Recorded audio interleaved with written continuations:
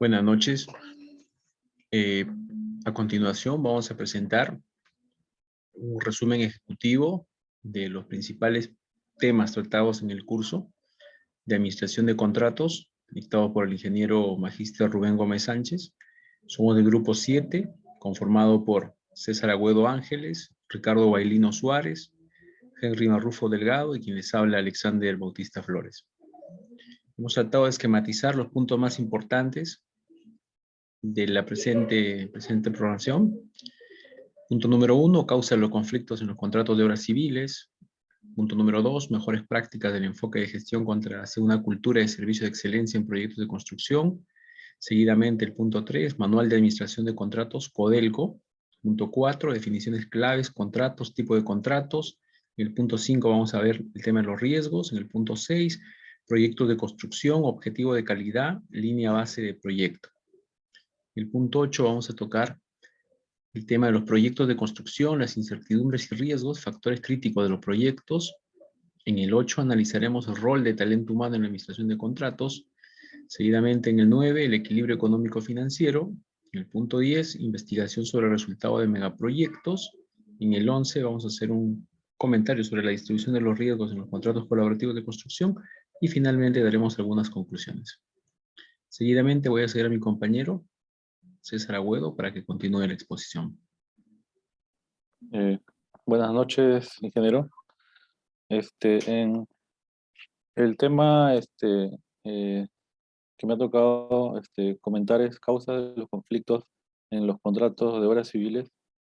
Bueno, ahí hemos sacado unas ideas, las más importantes creo que es como las causas que provienen de la variabilidad, ¿no?, que afecta a la ejecución de todo proyecto y a los imprevistos.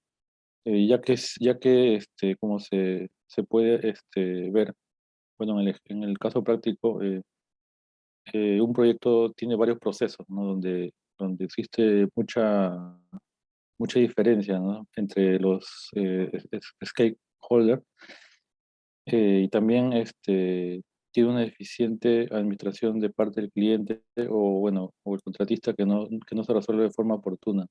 Otra idea también es la que tiene que fijar las bases en el contrato, ¿no?, con la flexibilidad de aceptar cambios, compensaciones económicas y definir con claridad las responsabilidades de las partes, ¿no? Ya que a veces en los contratos que son muy rígidos tiende a haber muchas controversias.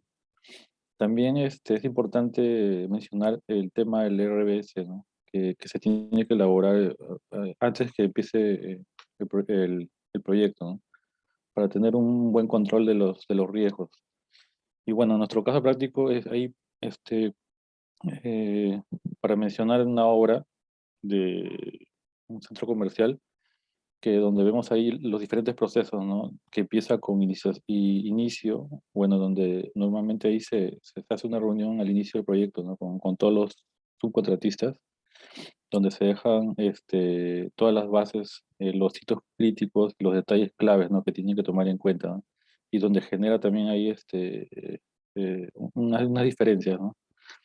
En la planificación también, igualmente, el administrador de contrato tiene que saber todo lo que se maneja habitualmente, como se manejaba en ese proyecto, manejos de Lucas-G, de procedimientos, planes de trabajo, ¿no?, que están todo de acuerdo al contrato, ¿no? Y en la ejecución y control, ahí es donde se tiene que indicar, ¿no? Bueno, las responsabilidades mediante como en este caso se hizo un organigrama y se eligió, bueno, indicadores. En este caso se eligieron indicadores como el valor ganado, ¿no? Y de acuerdo a eso se hizo el control y seguimiento, y también el seguimiento de calidad, ¿no?, que también es importante que se tenga conocimiento, ¿no?, ya que eso por parte de la supervisión del cliente y el contratista también se generan conflictos, ¿no? Y bueno, y también en la etapa de cierre, que es donde se generan las controversias ya al final de la etapa mayormente por los adicionales o deductivos o las observaciones pendientes que a veces, bueno, en este caso no han concluido, ¿no?, de parte contratista, ¿no? Y eso a veces hasta se genera un anexo observaciones para que lo puedan ahí hacer un seguimiento de su área de postventa, ¿no? Del contratista. Siguiente, por favor.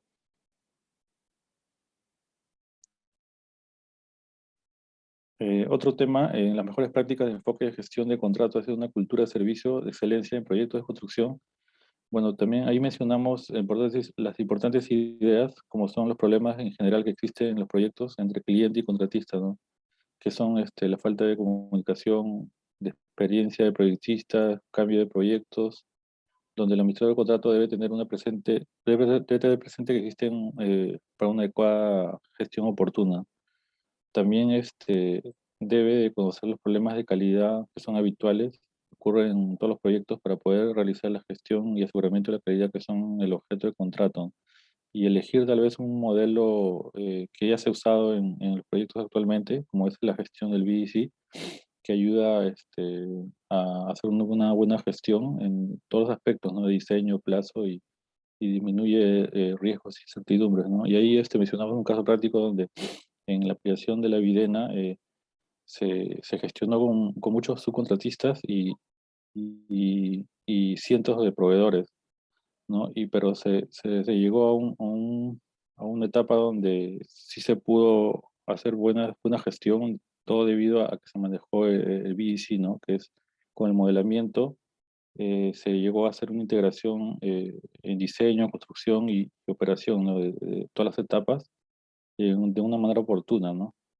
Ya que manejando esos modelos virtuales se hace más automatizado toda la etapa del proceso. Y aparte, bueno, usaron las sesiones SAIS, donde hace una mejor coordinación o interacción entre el área BIM y bueno, el área de producción, ¿no? Que sí todos tienen ahí estar alineados para que logren todas las metas. Siguiente, por favor. Y también el otro tema era el manual de contratos de Codelco. Bueno, las ideas principales del manual que podemos rescatar son que, bueno, el Ministerio del Contrato es el que representa y es responsable de cuestionar el cumplimiento oportuno y correcto del contrato. También es el que planifica, ¿no? Dirige, controla y coordina todas las actividades para obtener el producto o servicio indicado en el contrato. También debe tener claro que la obtención de los resultados no puede obtenerse a cualquier costo, ¿no? Sino dentro de los valores básicos, ¿no? Eso es importante porque siempre en los proyectos se ve que siempre hay actos de corrupción o sobornos contra las entidades públicas, ¿no? Municipalidades o inspectores o entes que vienen a supervisar siempre la obra.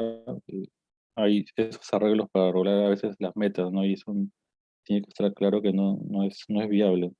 Y también la idea principal de todo el manual es hacer una retroalimentación con las lecciones aprendidas de cada proceso, y al final se le tiene que documentar, ¿no? Para los futuros, o todos los futuros proyectos, ¿no? Y podemos hacer así un nuevo manual para nosotros, ¿no?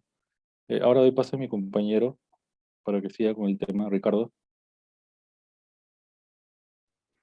Sí, ¿qué tal, César? Gracias por el pase. Buenas noches, ingeniero. Bueno, a continuación vamos a exponer las definiciones de contrato y los tipos de contrato que existen en la construcción. En este caso, empezamos con el concepto. ¿Qué es un contrato? Un contrato es un acuerdo entre la cual dos o más partes acuerdan la creación, transferencia, modificación y extinción de obligaciones para el desempeño de actividades o roles que se comprometen a desarrollar una serie de condiciones para asegurarse el cumplimiento del mismo. En palabras más sencillas, un contrato es un acuerdo entre las partes naturales o jurídicas en el que se crean obligaciones entre las partes contratantes respaldadas por la ley. En este caso, en un contrato se faculta quién es el inversor, quién es el constructor y la responsabilidad de cada uno, ¿no? ¿Cuál es el fin, la meta, tiempo, costo, el alcance del proyecto en sí? Empezamos en este caso con los contratos tradicionales. Empezamos con el contrato suma alzada, en el cual se acuerda un costo total, ¿no? Como una suma total de las partidas, ¿no? Como un solo gran costo en el cual el contratista es obligado a que cumpla todo lo que va en el proyecto de acuerdo a lo que él pactó inicialmente. En este caso, si hay algún adicional de por medio o algo que no está contemplado, que no ha visto en sus planos contemplado o en su presupuesto, él lo asume, siendo en este caso un riesgo para el contratista. Como segundo contrato tradicional tenemos el de precios unitarios, en el cual se hace una suma alzada de todo lo que es el metrado por el costo de precio unitario. Esa suma total es asignada al proyecto en sí, en donde tanto el que construye como el administrado o el inversor llevan a la par el riesgo, porque cualquier cosa que sea detectada puede ser pasado como un adicional por parte del constructor, ¿no? En este caso el riesgo es equitativo. Y finalmente tenemos la administración delegada, en el cual el inversor o el mandante delega la administración de la obra al contratista, pagándole la totalidad de todos los gastos, incluso paga las partidas que no están contempladas en él. En este caso, el contratista tiene un riesgo mínimo, mientras que el inversor tiene el máximo riesgo, ¿no? Siguiente, por favor. Ahora explicaremos rápidamente los contratos internacionales. Tenemos en los acuerdos de gobierno a gobierno o G2G, en donde estos acuerdos son principalmente el aprovechamiento de experiencias de un país a otro. En este caso, se tiene proyectos especiales tipo como lo puede ser los juegos, juegos internacionales o algún evento en sí que sea de tipo internacional o la construcción de algo específico como un aeropuerto. Este tipo de contrato ayuda a que el Estado con menor conocimiento, ¿no? O con más deficiencias pueda apoyarse de los estados de más nivel administrativo para poder gerenciar de buena forma un proyecto especial. Como segundo tenemos a los contratos FIDIC. En este caso los contratos FIDIC son recomendados por organismos internacionales financieros tales como el Banco Mundial, el Banco Interamericano de Desarrollo, el Banco Europeo de Desarrollo, en los cuales se tiene un modelo en sí de contrato, ¿no? Que sigue ciertas pausas, ¿no? Distintas partes que ya de por sí están acordadas entre todos y donde prima el tema de la transparencia, la interrelación entre las partes, siguiendo, como lo comenté, un modelo en sí de contrato, ¿no? Un modelo que está ya claramente pautado, con ciertas reglas, ¿no? Siguiente, por favor. Tenemos el contrato NEC, cuál es un tipo de contrato de ingeniería y construcción desarrollado en el Reino Unido, con el fin de generar herramientas innovadoras que que promueven una actitud cooperativa entre las partes, ¿no? En este caso, la rápida interrelación en el predimensionamiento de del diseño en sí del proyecto, ¿no? Como ocurrió en los Juegos Panamericanos. La idea es de gestionar de forma prematura todo para que no haya a futuro algún tema de incompatibilidad o error durante la ejecución del mismo. La idea es atacar lo más rápido posible, tratando de ser eficientes en el proceso. También tenemos los PPC 2000, que es un acuerdo multiparte firmado por todos los involucrados y de característica obligatoria. En este caso, todos los riesgos que puede comprometer un proyecto son repartidos entre todo el equipo. Todo el equipo asume los riesgos que vayan a ocurrir. Es una forma de comprometer a al equipo completo a cumplir el proyecto en sí. Y finalmente tenemos los Joint Contract Tribunal, que es un contrato que da provisiones en relación al enfoque de procura no tradicional, y su principal objetivo es la colaboración. Da oportunidad de incentivar la colaboración en la ejecución de contratos desde el inicio, en donde los especialistas deben comprometerse desde la etapa de diseño para mejorarla, sea según el caso, ¿no? Crean un compromiso.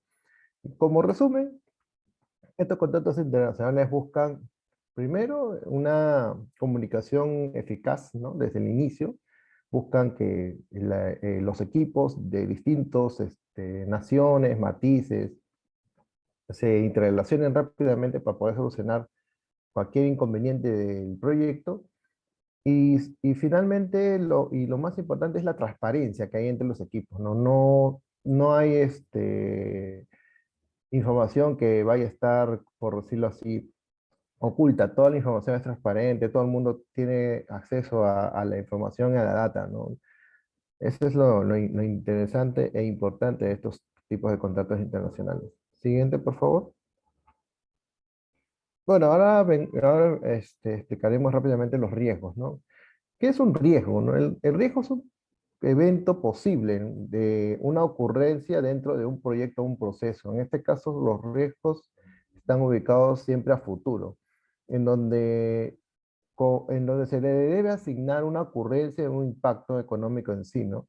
Muchos de estos eventos son inciertos. Un evento incierto, por ejemplo, fue el tema del COVID-19, ¿no? Que impactó a todos los proyectos a nivel nacional, en lo cual se asignó una partida específica para poder abordar ese tema del COVID, ¿no? El famoso presupuesto COVID para remediar el contagio, ¿no? Eso fue un riesgo que no se vio venir y bueno, se tuvo que asumir, ¿no? Bueno, para explicar cómo se resuelve este tema de riesgo, cómo se planifican, empezamos con el tema de lo que es la planificación de riesgo, en donde se define las actividades que se van a hacer y de acuerdo a ello se gestiona qué tipo de riesgos pueden haber dentro de un proyecto en sí, ¿no? Entonces se hace una planificación de los procesos que van a acarrear estos riesgos, se asegura que la posibilidad de que se fueran a ocurrir dentro del proyecto y bueno, se colocan dentro de una matriz. Como identificación de riesgos, ya se asume cuáles de estos realmente van a ocurrir dentro de nuestro proyecto de acuerdo a las etapas que vayamos a tener, ¿no? Esta identificación nos ayuda a saber qué decisiones se van a tomar, cuáles podrían ser realmente de alta impacto en el proyecto, ¿no? En este caso, identificar en qué momentos van a ocurrir y sobre todo tratar de tenerlos analizados y determinados. Siguiente, por favor. Ya en el análisis cualitativo, tenemos cuánto puede ocurrir. O sea, qué tanto puede ser que ocurra este riesgo, ¿no? No es igual que ocurra un riesgo de accidente de altura como un riesgo de contaminación. Son distintos, ¿no? Entonces, acá se le asigna una cualidad, ¿no? ¿Qué tanto o qué tan urgente va a ocurrir y sobre todo qué podemos hacer para remediarlo, ¿no? En este caso se le asigna, como les comento, un número de probabilidad en el impacto de nuestro proyecto y estos datos también son tomados de proyectos anteriores que se han realizado, ¿no? Para poder saber y ponerle una cierta cantidad respecto a anteriores o eventos ocurridos en otros proyectos. En el análisis cuantitativo, se hace análisis de cuánto me va a costar este riesgo, si es que ocurre, ¿no? Si este riesgo se manifiesta, entonces toca asignarle un costo, ¿no? Entonces, aquí se asigna un costo de acuerdo a lo que vaya a ocurrir. Después tenemos la implementación de la respuesta. La respuesta es lo que nosotros vamos a hacer para poder hacer de que un riesgo sea, por decirlo así, resuelto. En este caso, incluso remediarlo o en algunos casos asumirlo, pero tratar de que esa parte de asumir sea la menor posible, ¿no? Aminorarlo lo más posible para que no nos impacte, ¿no? Y finalmente tenemos el tema de monitoreo, en el cual se monitorea los riesgos que van ocurriendo en nuestro proceso, en nuestra ejecución de obra, y se evidencia si realmente las respuestas que se han implementado o se han planificado han sido buenas y, y sobre todo cuántas han ocurrido, ¿no? Dentro de nuestro proyecto. Lo cual es importante porque esta información es valiosa para los siguientes proyectos que se vayan a hacer. Siguiente, por favor. Bueno, aquí tenemos una matriz de cómo se planifican los riesgos, ¿no? En este caso, desde el punto 1, en la planificación, 2, la identificación de todos los riesgos, el 3 y el 4, que va uno con respecto al otro, ¿no? En el cualidad y cuantitativo. Se ve si se elimina, se transfiere, mitiga o acepta el riesgo, como lo mencioné. Si uno acepta el riesgo, hay que ver qué respuesta darle para que sea lo menor posible y que no ocurra, ¿no? O sea, tratar de ver cómo remediarlo de alguna forma. Finalmente tenemos nuestros riesgos residuales, un plan de contingencia, como lo mencioné, ¿no? Tratar de ver qué riesgos voy a asumir y de acuerdo a eso ver cómo los voy a contener, cómo los voy a responder y actualizar mi plan de proyecto y finalmente el seguimiento y control de todo lo que vamos a hacer durante el proyecto. Siguiente, por favor. Bueno, acá vamos a hablar de los proyectos de la construcción, sobre los objetivos de calidad y la línea de base de proyecto. Bueno, se han colocado imágenes de los proyectos más grandes que actualmente se están haciendo o ya se han ejecutado en el país. En este caso tenemos el Aeropuerto Internacional de Chincheros, es un contrato tipo FIDIC, en donde la empresa es Hyundai con HB Contratistas. Este contrato FIDIC lo firmó el Estado peruano, en donde el Estado peruano se comprometió a hacer el tema de afirmado de terreno, en donde el ejército peruano se está haciendo cargo de ellos. O sea, el Estado peruano primero va a entregar el terreno a Hyundai y a HB Contratistas para poder seguir el proyecto, ¿no? Entonces se tiene ya asignado, según este tipo de contrato que anteriormente expliqué, las responsabilidades de cada participante. En este caso, el Estado peruano se asegura de que el terreno esté correcto para que entre ya los constructores, ¿no? En sí. Que ya están obviamente en coordinaciones para poder iniciar la ejecución del aeropuerto.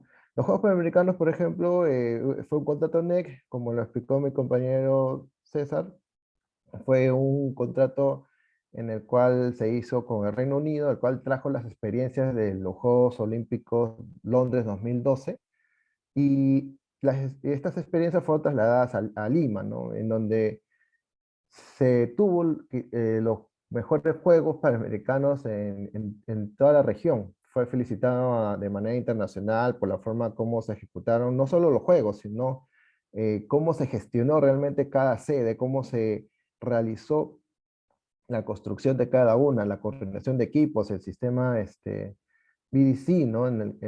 Las coordinaciones AES de los distintos equipos, ¿no? Tanto equipos internacionales, equipos nacionales, equipos netamente de federaciones también deportivas. Fue un tema en el cual se puso mucho el tema de las líneas base de cada parte del proyecto, ¿no? Dónde interrelacionaba cada parte, cómo se coordinaba, el tiempo que se debían cumplir, porque se coordinó, se inició muy tarde la construcción y se tuvo que tener un tema de una línea de tiempo muy, muy, muy pactada para llegar a la meta. Siguiente, por favor. Bueno, y este es un plan que está haciendo ahorita el gobierno. Ya viene desde el 2018, el Plan Integral de Reconstrucción con Cambios, que fue iniciada por el gobierno de Pedro Pablo Kuczynski, en donde el Perú firmó un acuerdo G2G con el Reino Unido, en el cual el Reino Unido iba a aportar todo lo que es el tema de administración y gestión, como lo mencioné. El G2G no solo es un tema, no es solo un contrato para construcción, sino también para enseñar a administrar y a gestionar. En este caso, va a haber la reconstrucción de infraestructura, ¿no? Como centros de salud, centros de educación también, pero también se va a asegurar de que estos lugares funcionen. No solo es la reconstrucción en sí, es asegurar de que funcionen. También va a implementar soluciones a lo que son ríos y quebradas, drenajes pluviales, que es lo que afectó principalmente los poblados del interior de las provincias como Piura, Lambayeque, Trujillo, incluso una parte de Trujillo fue afectada. Entonces, el Reino Unido en este caso ha venido con muchos temas de líneas de proyecto, cómo los va a administrar, cómo va a canalizar el tema, sus objetivos, sobre todo muy marcados, ¿no? Cómo va a gestionar para que realmente esto, que parece que es muy largo o muy inalcanzable, pueda llevarse realmente a cabo. Bueno, doy pase a mi compañero para la siguiente diapositiva. Gracias. En la siguiente parte, en el punto 7, vamos a comentar acerca del tema de las incertidumbres. Hemos querido poner de manera particular fotografías de un proyecto en donde este proyecto data del proyecto Toromocho de Minera Chinalco. En este caso en particular, la empresa contratista hizo una recepción de plataformas en la cual tenía cierta duda de la ingeniería de el grado de compactación. Entonces, el cliente insistió en proseguir con la construcción de los módulos habitacionales de 3 niveles, pero evidentemente se le hizo firmar un documento donde se evidenciaba que se recepcionaba la plataforma sin el respectivo dossier de transferencia de control de calidad. Evidentemente esto era una incertidumbre, trabajar sobre esta plataforma. La empresa lo hizo, como se puede ver en esta siguiente imagen, instaló el edificio a 3 niveles y evidentemente, tiempo adelante, se evidenció un asentamiento diferencial en los ejes. Como se puede ver acá en la imagen, el edificio comenzó a asentarse, las fundaciones comenzaron a asentarse y el edificio comenzó a fallar. Entonces, este es un caso muy particular donde las incertidumbres se convierten en riesgos y evidentemente estos traen consigo demora, tiempo retraso, mayores costos, temas contractuales, ver el tema de las responsabilidades. De hecho, acá podemos ver en la lámina que se hizo un trabajo de campo, un levantamiento topográfico de campo, y en la parte inferior se puede ver el perfil de cómo quedaron las fundaciones. La parte baja de la estructura se puede ver en el perfil A, desviaciones diferenciales en cada punto. También se puede ver en esta otra lámina, en el otro perfil E, por el otro lado de la estructura, las mismas variaciones diferenciales, ¿no? De hecho, este problema de asentamiento hizo de que la estructura fallara en todas las juntas, de que no se pueda ocupar, conllevó a un reproceso, por decir así, a un mayor gasto de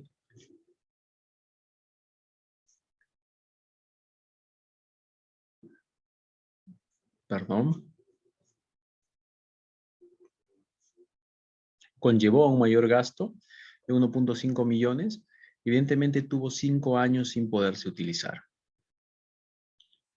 También podemos hablar de que los riesgos, como ya se había mencionado en parte de la clase, se dan también por los mayores trabajos realizados y también por el uso diferente que se le da a la estructura, ¿no? En este caso, se tuvo la construcción de una planta de tratamiento residual modular en el mismo proyecto, pero que el cliente inicialmente la comenzó a usar con una cantidad de personas, porque estaba diseñada para 1000 habitantes inicialmente. El cliente comenzó a poner 1500, 1800 gradualmente. Entonces, evidentemente el funcionamiento de la planta comenzó a fallar y comenzaron a revisar el tema de ingeniería, se comenzó un tema otra vez contractual, ¿no? Es decir, hubo un cambio en los alcances, ¿no? De hecho, en este tipo de proyectos también tuvimos otro tema en la parte eléctrica, debido a que en el contrato, si bien es cierto, un contrato con la empresa Aker Solution, Jacobs, indicaban normas americanas, pero el cliente exigía también el Código Nacional de Electricidad. Entonces, se puede hablar que los cambios de diseño durante la ejecución impactan en el desarrollo del proyecto, ¿no? Hubieron algunos edificios que no pudimos entregar por esta, digamos, controversia entre si los tableros deberían llevar la norma con el código peruano de electricidad o se debía cambiar la norma de NEMA 4. En el punto 8 tocamos el tema de la dirección y liderazgo del equipo de proyecto. Debemos entender de que los administradores de contrato deben tener cualidades blandas, habilidades blandas, ¿no? Deben estar formados para liderar equipos, gestionar conflictos, ¿no? Tener capacidad en la toma de decisiones, ¿no? Asesorar bien y constantemente al gerente de proyecto, ¿no? Inteligencia emocional, el tema de la influencia en los miembros del equipo, sobre todo el liderazgo. También comentamos, y se ha visto durante todo el desarrollo del curso, que el perfil del administrador de contrato, que debe tener todo administrador de contrato, es experiencia y conocimiento en gestión de contratos colaborativos, conocimientos y buenas prácticas en PMBOK, la gestión de proyectos, conocimientos en tendencias actuales, Lean Construction, el tema de BIM, el Virtual Design Construction, manejar software para evaluar riesgos, o al menos conocer aquellos para también hacer una corrida de futuros escenarios con riesgos, y tener una visión holística de la empresa, ¿no? En el punto 9 hablamos del equilibrio económico-financiero. Este es un caso particular de un proyecto que también tuvimos en una mina, en la mina Las Bambas, donde el contratista, una empresa metalmecánica, tenía un contrato de realizar un hangar y un almacén metalmecánico en la mina Las Bambas, pero en el desarrollo de esta hubieron contingencias sociales, es decir, hubo bloqueo de la carretera y no se pudo salir ni entrar de la mina. Entonces el personal quedó hospedado en la mina y la empresa emitió una carta a la empresa contratista indicando de que se suspenden las obligaciones del contrato por un evento de fuerza mayor declarado mediante la presente carta. Esta palabra de fuerza mayor implica que el contratista, es decir, el cliente, Minera Las Bambas, no va a asumir gasto alguno, porque este evento es ajeno a la voluntad del proyecto, ¿no? Entonces, aquí se tuvo en sí una paralización como de 3 semanas, en donde la mina no reconoció los gastos a la empresa contratista metalmecánica. Entonces, podemos ver en este caso en particular que se rompe el equilibrio económico-financiero, siendo perjudicado la empresa contratista, ¿no? De hecho, en el documento se adjuntan también pronunciamientos de las noticias, en el cual se evidenció aquello. ¿Por qué fracasan los megaproyectos? Se hablaron de varias razones, pero las principales que como grupo discutimos: el exceso de optimismo, delirio, la tergiversación estratégica, el compromiso creciente, son puntos importantes en la toma de decisiones, los cuales, así como los megaproyectos, afectan en cualquier proyecto, ¿no? Pues es importante tener en cuenta estos puntos. La distribución de los riesgos en los contratos. De hecho, entre los contratos tradicionales y los contratos colaborativos, la manera como se distribuyen los riesgos es importante analizar. Por aquí presentamos un gráfico cortesía del CIFE, en donde se pueden ver que la reducción en tiempos de diseño en un proyecto tradicional tipo A se reduce respecto a un proyecto manejado con BIM, y se reduce más aún en un proyecto manejado con Virtual Design Construction. De la misma manera, los tiempos en construcción se reducen de A a B y a C, tradicional, BIM y Virtual Design Construction, ¿no? Podemos ver que los RFIs también se reducen gracias al manejo del Virtual Design Construction de gran manera, casi el 50%, y la reducción de órdenes de cambio de la misma forma. Entonces vemos que los contratos colaborativos que utilizan tecnología como el BDC, el BIM, sesiones SAIS y otras tendencias de la construcción colaborativas, pues de hecho reducen en gran manera los RFIs, el tiempo, los procesos de construcción respecto a los contratos tradicionales, ¿no? Para finalizar, voy a dar paso a mi compañero César con las conclusiones. Sí, bueno, como conclusiones, vamos a mencionar, por ejemplo, que el administrador de contrato debe de conocer los procesos de la realización de su proyecto, ¿no? Donde se reportan gran viabilidad, y debe mantener en el inicio de cada proyecto un RBS, ¿no? Para hacer un buen control en la gestión de riesgos. También tiene que, tiene que hacer una gestión del producto y, bueno, hacer una elección de un modelo, un modelo de gestión como el BDC, ¿no? Para eliminar varias barreras y algunas controversias que se generan en compatibilidades, como por ejemplo, ¿no? También los contratos tienen el aspecto legal de designar responsabilidades, ¿no? Roles y funciones que tienen las distintas partes para poder desarrollar y llevar a cabo un proyecto dentro de un tiempo y costo pactado con éxito. También en los contratos internacionales vemos que tienen compromisos de cooperación en que las partes se obligan a actuar de buena fe durante el desarrollo del proyecto, procurando tener transparencia y comunicación fluida. También el uso de las matrices de riesgo es importante porque ayuda a advertir sobre las eventuales dificultades emergentes y con el objetivo de contar con mecanismos de solución Para ello se fomenta la participación prematura desde la fase de diseño de proyecto, tanto del contratista principal como de los subcontratistas y profesionales que participan en el proyecto, ¿no? Le doy pase a mi compañero Ricardo para que haga las siguientes conclusiones. Bien, para concluir con esta exposición, tenemos en cuenta que la importancia del conocimiento y dominio de gestión de riesgo en un administrador de contrato es clave para enfrentar todo proyecto, ¿no? Y habíamos dicho el perfil del administrador de contrato en conocimientos de contrato colaborativos, nuevas tendencias de construcción, etc. Es importante también entender que el principio del equilibrio económico-financiero debería trascender en los proyectos públicos y estatales, ¿no? Y más aún en los contratos a nivel nacional que se desarrollan para asegurar el éxito del proyecto, ¿no? La distribución de los riesgos en los contratos es vital también para elegir un contrato y calibrarlo a las circunstancias. Eso sería todo, ingeniero. Muchas gracias por la atención.